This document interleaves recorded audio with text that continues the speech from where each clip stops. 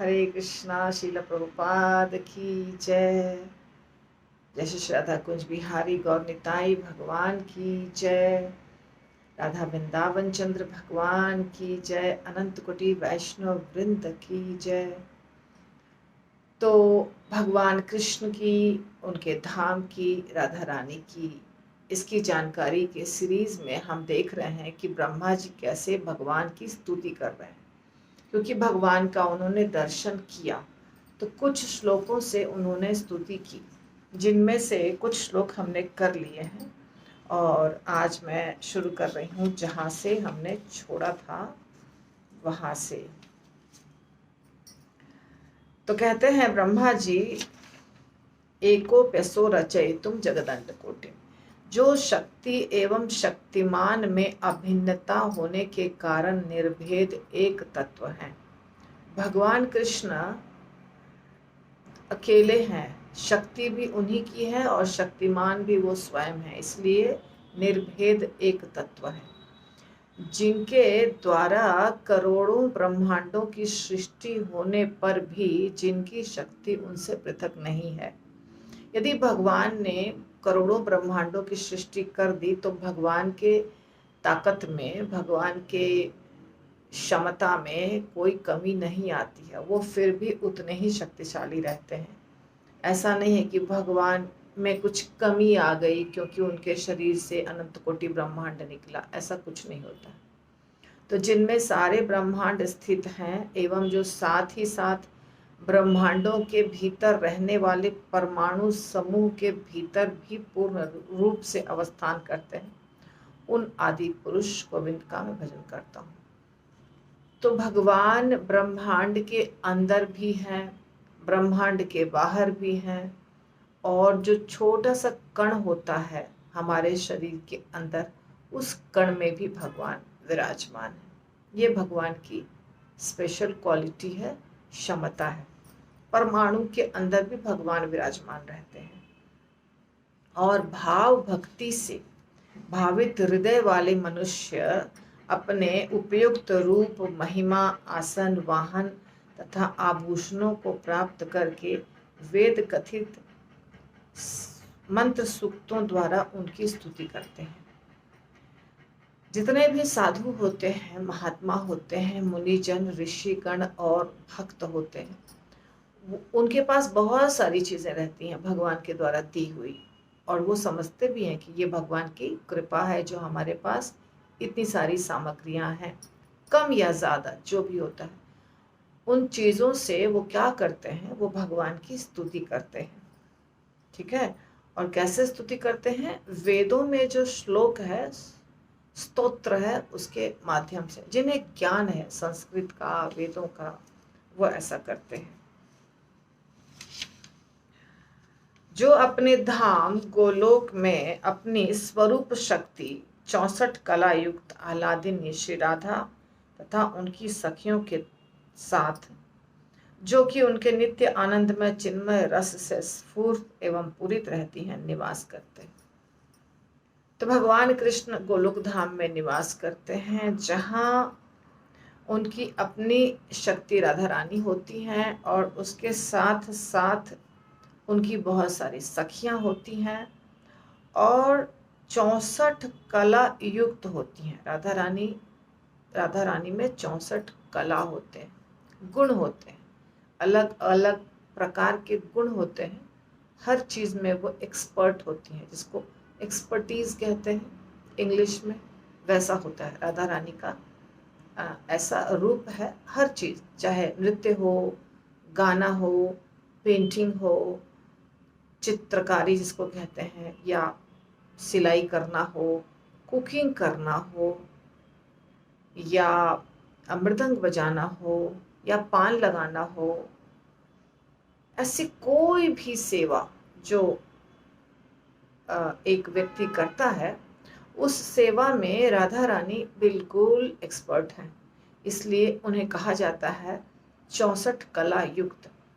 कुल मिलाकर 64 कलाएं हैं और उन 64 कलाओं में राधा रानी बिल्कुल निपुण है। ये है राधा रानी का खास गुण। अब 64 कलाओं का नाम यदि आप सुनेंगे तो मैं आपको बता देती हूँ। गीत, गीत यानी गीत गाना, वाद्य, वाद्य यंत्र बजाना, गाने वाले जो जो यंत्र होते हैं वो। नृत्य, नृत्य में भी राधा रानी एकदम एक्सपर्ट है। नाट्य, नाटक करने में। आलेख्य, लिखने में। और रंगों से मुख और देह पर श्रृंगार की कला।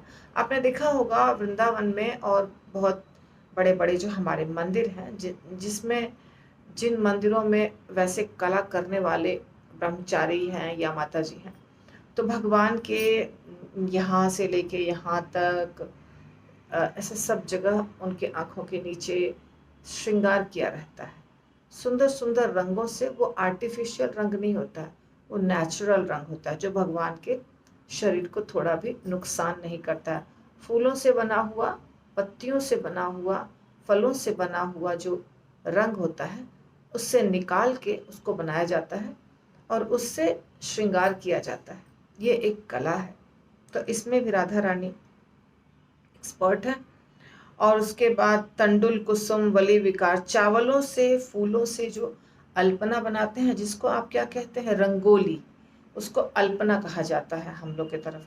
रंगोली में पाउडर पाउडर जैसा रहता है, पर अल्पना में हमने देखा है कि अल्पना में कलर होते हैं और फूल भी होते हैं, फूल की पत्तियां, चावल, कच्चे चावल होते हैं। ये सबसे अल्पना बनाया जाता है। जो नॉर्थ इंडिया में बनता है उसको अल्पना कहते हैं, यहाँ जिसको आप रंगोली कहते हैं। तो उसमें भी एक्सपर्ट हैं। पुष्पास्तरण, फूलों की शैया बनाती हैं राधा रानी बहुत अच्छे से।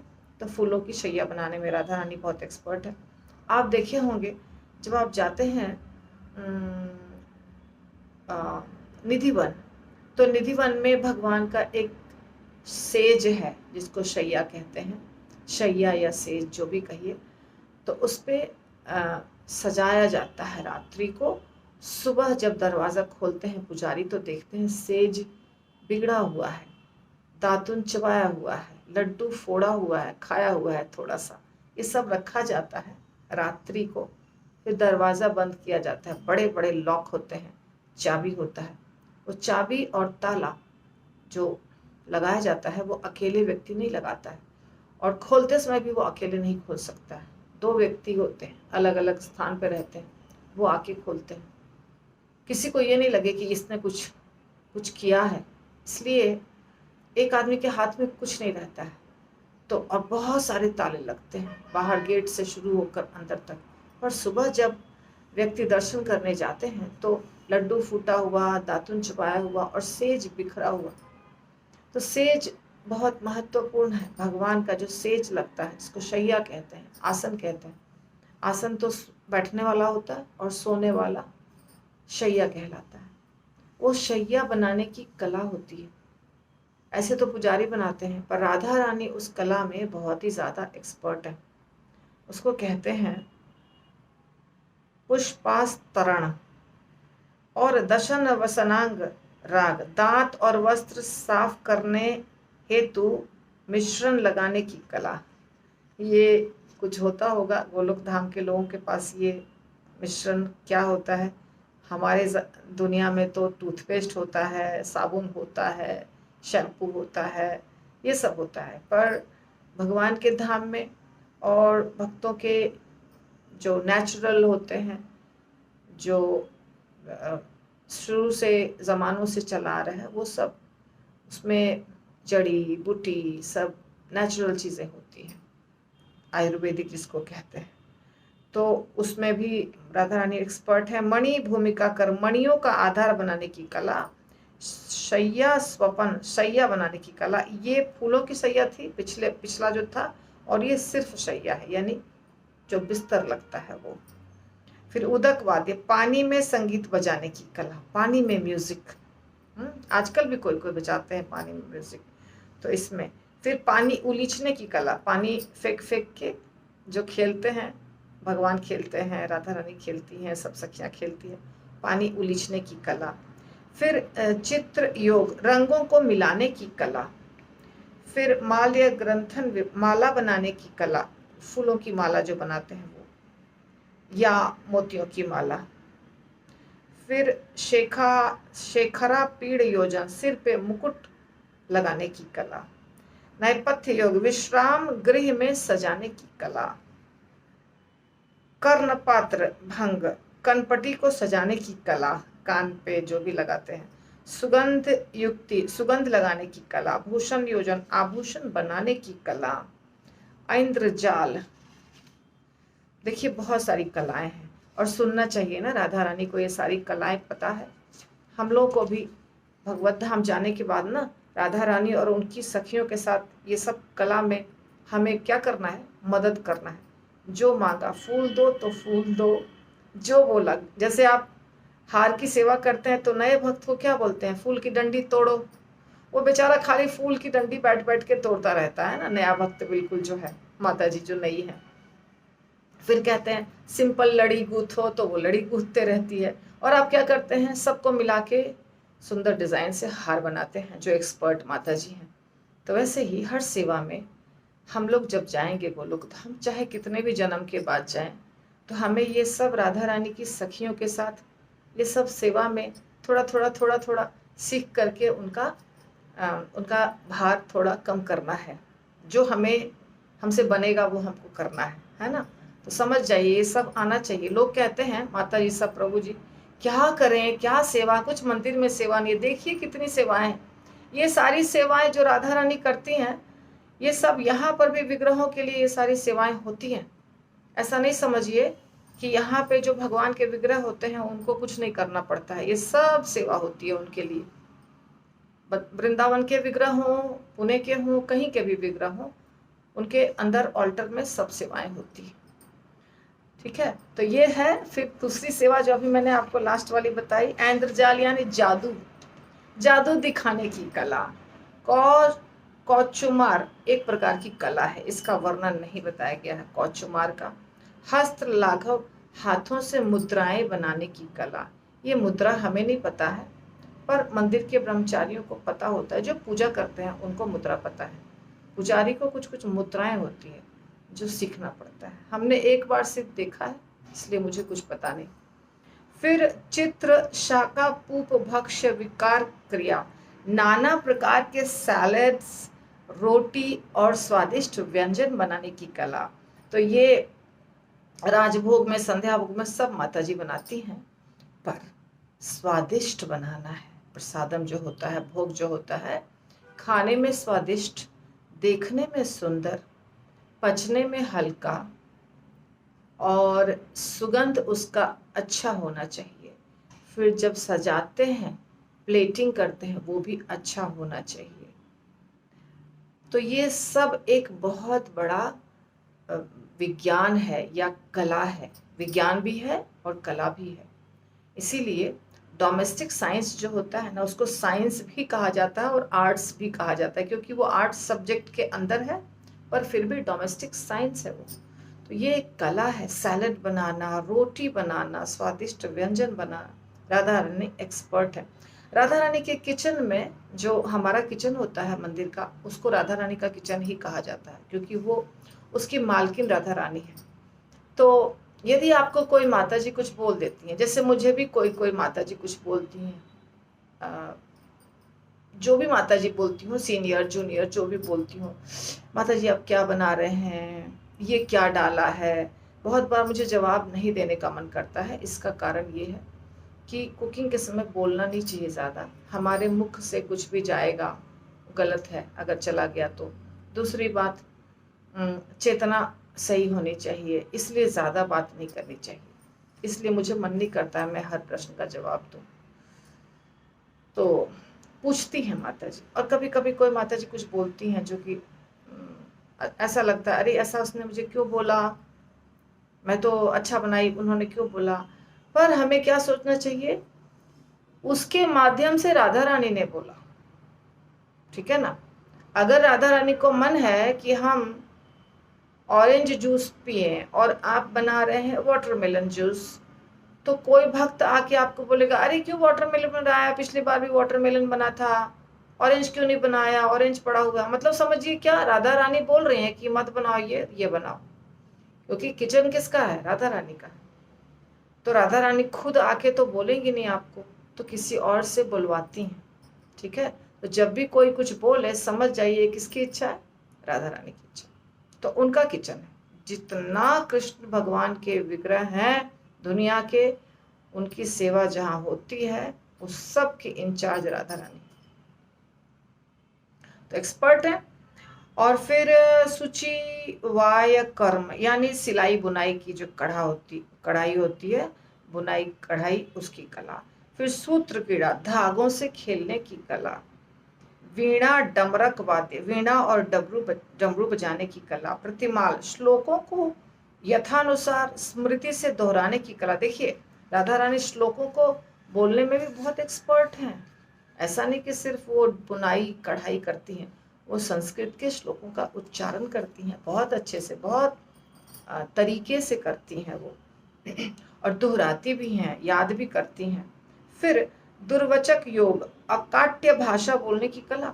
ऐसी भाषा बोलती हैं आप उसके एक भी शब्द को काट नहीं सकते हैं, इसलिए उसे क्या कहा जाता है, अकाट्य।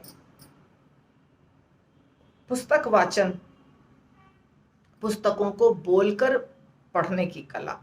बोलकर यानी कैसे क्या चीज पढ़ा जाता है, कब रुकना है, कब बोलना है, कब थोड़ा रुकना है, कब ज्यादा रुकना है, शब्दों का उच्चारण कैसे करना है, सेंटेंसेस जो होते हैं, वाक्य जो होते हैं, उसको कैसे बोलना है, हाई टोन, लो टोन, स्टॉप, थोड़ा सा ज़्यादा, ऐसे बहुत सारी चीज़ें हैं बोलते समय। तभी किसी किसी की बात आपको बहुत अच्छी लगती है, वही बात दूसरे की अच्छी नहीं लगती है। वही कथा एक व्यक्ति की अच्छी लगती है और वही कथा दूसरे व्यक्ति की अच्छी नहीं लगती है। इसका कारण क्या है, बोलने की कला।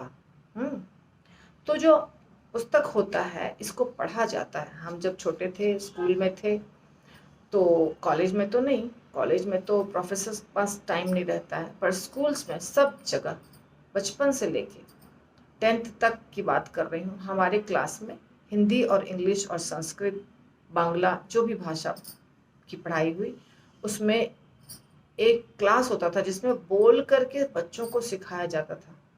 बच्चों को पढ़ना होता था, टीचर सुनते थे और बोलते थे यहाँ पूर्ण विराम है या फुल स्टॉपेज है, यहाँ पे सेमी कॉलन है, यहाँ पे कोमा है, यहाँ तो वैसे वैसे करके रुकना है। आजकल के बच्चे बोलते हैं हमारे टीचर तो ये सब कराते नहीं है। तो अगर टीचर ये सब नहीं कराते हैं, जिसके भी स्कूल में नहीं कराते हैं, गलत बात है, फिर बच्चे को कभी पढ़ने नहीं आएगा।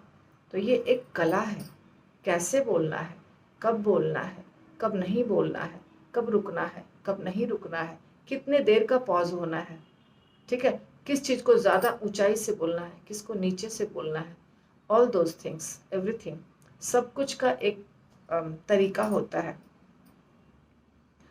तो बोलने की कला, पढ़ने की कला, इसमें एक्सपर्ट है। फिर नाटिका ख्यायिका दर्शन, लघु नाटकों और प्रसंगों को प्रस्तुत करने की कला है ना, लघु नाटक और प्रसंग।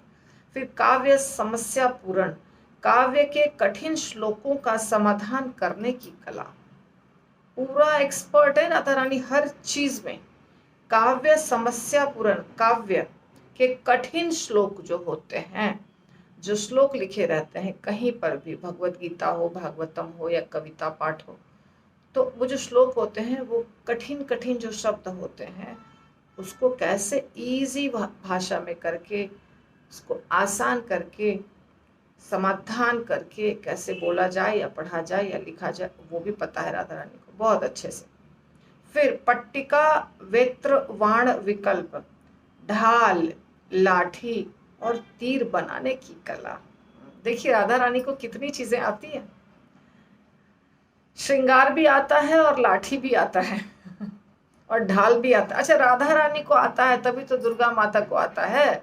दुर्गा माता के हाथ में इतने सारे अस्त्र शस्त्र रहते हैं, तो कहाँ से ये ज्ञान और ये कला कहाँ से आया? दुर्गा माता में राधा रानी से ही तो आया है। तो राधा रानी को ढाल, लाठी और तीर बनाने की कला बहुत अच्छे से पता है। तरकु कर्म, सूत काटने की कला, धागा जो बनाया जाता है ना चरखा से, तकली से, ये सब पहले होते थे, आजकल मशीन से बनता है। तो ये कला राधा रानी को पता है। तक्षण, बढ़ई गिरी की कला, लकड़ी बढ़ई, कारपेंटर की कला पता है राधा रानी को। कारपेंटर सोचते हैं ना कि ये तो लेडीज की चीज नहीं है, ये तो जेंट्स को करना चाहिए, पर नहीं, राधा रानी को पता है। देखिए आप। और वास्तुविद्या, यांत्रिकी कला, मैकेनिकल इंजीनियर भी हैं राधा रानी, यांत्रिकी कला भी पता है। फिर रौप्य रत्न परीक्षक, चांदी और रत्नों को परीक्षा करने की कला, पहचानने की कला, कौन सा रत्न है, कौन सा पत्थर है, कौन सा हीरा मोती जितने होते हैं वो सब पहचानती है राधा रानी। हाँ। फिर धातुवाद, धातु बनाने की कला, धातु बनाने की भी कला पता है। धातु किसको कहते हैं? जैसे पीतल है, सोना है, चांदी है, कांसा है, ये सब बहुत प्रकार के अलॉय होते हैं। और अलॉय यानी कि दो से ज़्यादा मेटल्स को इन्फ्यूज़ करके बनाया जाता है अलग अलग प्रोपोर्शन में, तो उसको धातु कहा जाता है। तो सिंगल भी होता है और दो चार चीज़ों को मिक्स करके भी। ये सारे धातु बनाने की कला भी राधा रानी जानती है। मणि राग ये ज्ञान, मणियाँ बजाने की कला, मणियाँ बजाने की कला, मणि बजते हैं। और मणि किसको कहते हैं आप जानते हैं ना, अलग अलग प्रकार के पत्थर होते हैं, मणि होते हैं। आकर ज्ञान, खनिजों की कला, खनिज भी पता है राधा रानी को। खनिज किसको कहते हैं? जो जमीन के अंदर चीजें मिलती हैं ना, मिनरल्स जिसको कहते हैं इंग्लिश में, उसको हिंदी में खनिज कहते हैं। जिससे कि अलग अलग प्रकार के केमिकल्स होते हैं और रॉ मटेरियल होते हैं जिससे कि सारी चीजें निकलती हैं। मिट्टी से ही सब निकलता है, चाहे वो सोना हो, चांदी हो, या फास्फोरस, मैग्नीशियम, कैल्शियम, ये सब कुछ कहाँ से आता है? जमीन से आता है। तो इसको कहते हैं खनिज। धातु बनाने की कला, मणियां बजाने की कला, खनिजों की कला, खनिज यानी जो अंदर से नीचे से जमीन से आता है। वृक्षायर वेद योग, जड़ी बूटियों से इलाज करने की कला, जड़ी बूटी जो होते हैं उससे पहले के जमाने के लोग इलाज करते थे।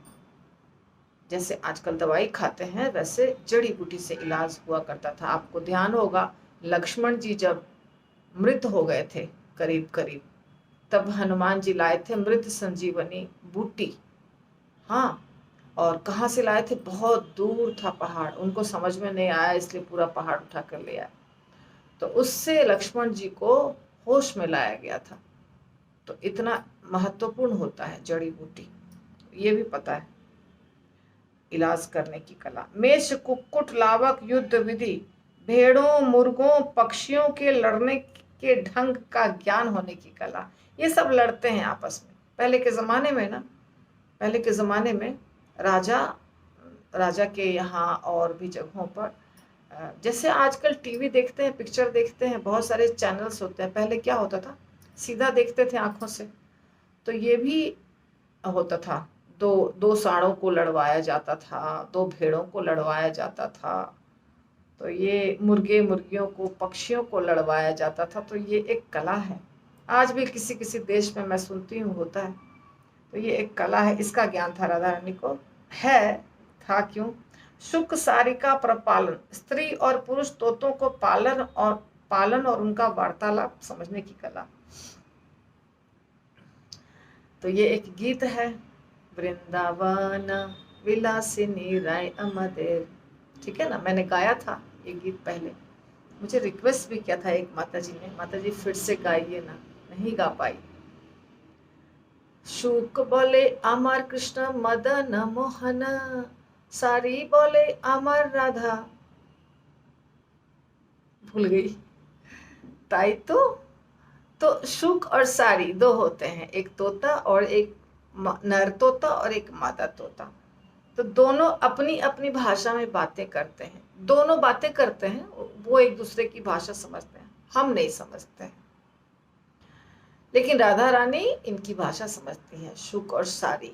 एक को कहते हैं शुक और एक कहते हैं शारी। शारी मीन्स मादा, शुक यानी नर तोता। दोनों को पालती हैं राधा रानी, दोनों का पोषण करती हैं, पालन करती हैं और दोनों की बातें जो होती है उसको समझती हैं राधा रानी। उत्सादन, सुगंधियों से साफ करने अथवा इलाज करने की कला। ठीक है।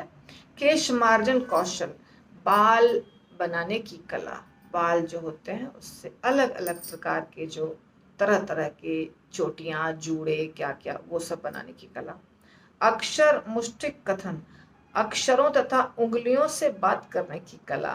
उंगलियों से बात करना और अक्षरों से बात करना। म्लेच्छित कुतर्क विकल्प, जंगली या विदेशी कुतर्क की कला, ये भी पता है। देश भाषा ज्ञान, प्रांतीय भाषाओं को जानने की कला। चाहे किसी भी दुनिया में रहते हो, किसी भी क्षेत्र में रहते हो, वहाँ की जो भी भाषा है सब राधा रानी को पता है। इंग्लिश हो, फ्रेंच हो, जर्मन हो, संस्कृत हो, भोजपुरी हो, बांग्ला हो, सब सब सब ज्ञान पता है। पुष्प शकटिका निर्मित ज्ञान, आकाशवाणी द्वारा भविष्यवाणी जानने या फूलों से खिलौना बग्गी बनाने की कला। भविष्यवाणी जानती हैं, आकाशवाणी जानती हैं और फूलों से खिलौना और बग्गी, बग्गी बोलते हैं एक तरह का चीज होता है जिसपे बैठ के कोई जाते हैं, तो वो कला पता है। यंत्र मात्रक, मिस्त्री की कला। उसके बाद धारण मात्रक, ताबीजों के प्रयोग की कला। ताबीज जो गले में हम पहनते हैं उसको, वो कला पता है इनको। समवाच्य, कथोपथन करने की कला, बातें करने की कला, कथा बोलने की कला। मानसिक काव्य क्रिया, मन में कविता रचने की कला। क्रिया विकल्प, साहित्य या औषधि बनाने की कला। साहित्य या औषधि, औषधि यानी दवाई होता है, साहित्य तो आपको पता है, साहित्य यानी कि लिटरेचर, उसकी कला। फिर छलितक योग, धर्म स्थान बनाने की कला। अभिधान कोश छंदो ज्ञान, अभिधान कोश के छंदों को जानने की कला, ये संस्कृत का है। द्यूत विशेष, जुआ खेलने की कला, वो भी पता है राधा रानी को, जुआ खेलना, विशेष प्रकार की जुआ। आकर्ष क्रीड़ा, पासा या चुंबक से खेलने की कला। बालक क्रीड़ानक, बच्चों के खिलौनों का उपयोग करने की कला।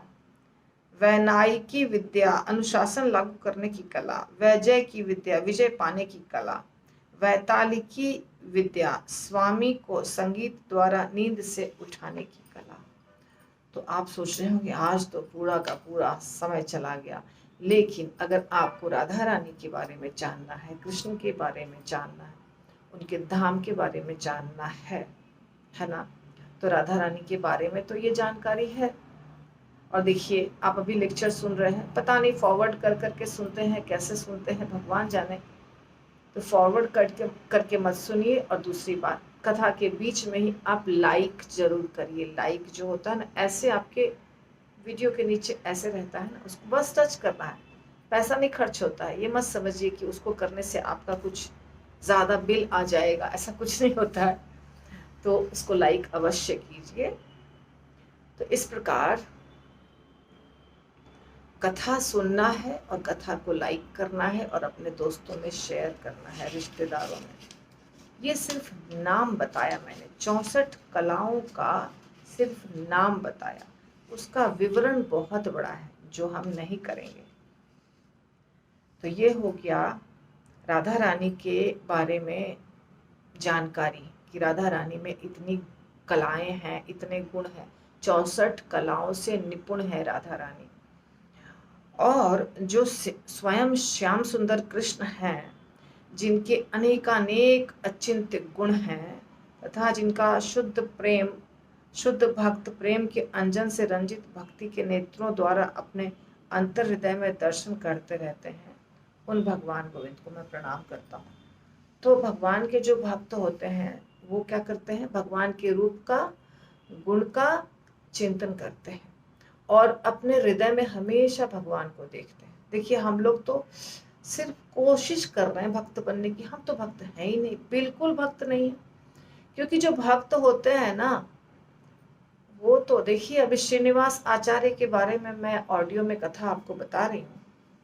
ऐसा लगता है कि हम लोग कहाँ हैं, हम तो कहीं है ही नहीं, कोई काम के भक्त ही नहीं है, हम भक्ति का भाव ही नहीं पता है।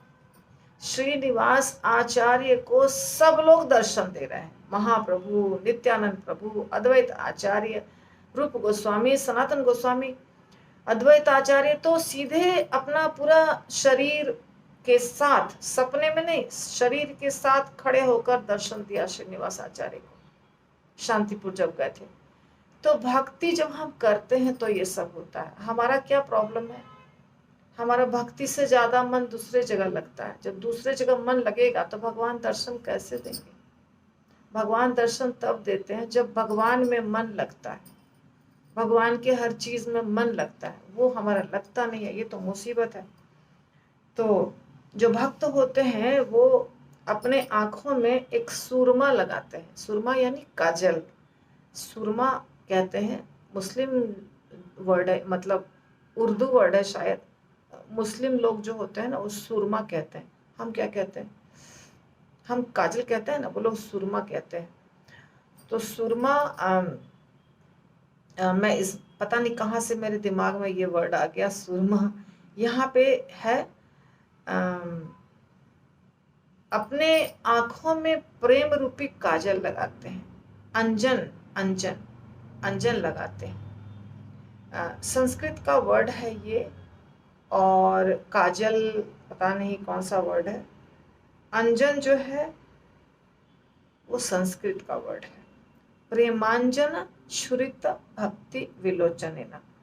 तो अपने आंखों में प्रेम रूपी काजल लगाते हैं। काजल कौन सा? प्रेम का काजल, प्रेम के नाम रूपी काजल, प्रेम रूपी काजल। यानी आंखों में जो हम काजल लगाते हैं उसकी जगह वो भगवत प्रेम लगाते हैं, और हृदय में भगवान का सदैव दर्शन करते हैं। ये भक्त के गुण हैं, हमारे गुण नहीं है, पर भक्त के गुण है। तो आज तो बहुत बड़ा हो जाएगा लेक्चर, इसलिए यहीं रोक देती हूँ, ठीक है ना? तो आपको मैंने क्या कहा है, आप लाइक भी करिएगा, शेयर भी कीजिएगा, और सब्सक्राइब अगर नहीं किया तो सब्सक्राइब भी करिए, क्योंकि इसमें किसी भी चीज़ में ना आपका मोबाइल भरेगा और ना आपको ज़्यादा लक्ष्मी लगेगी, सिर्फ थोड़ा ज़्यादा लोगों तक पहुँचेगा। और अगर आप लाइक करेंगे तो मुझे भी लगता है कि हाँ, मैंने जो मेहनत किया किसी को पसंद आया। ठीक है, हरे कृष्ण।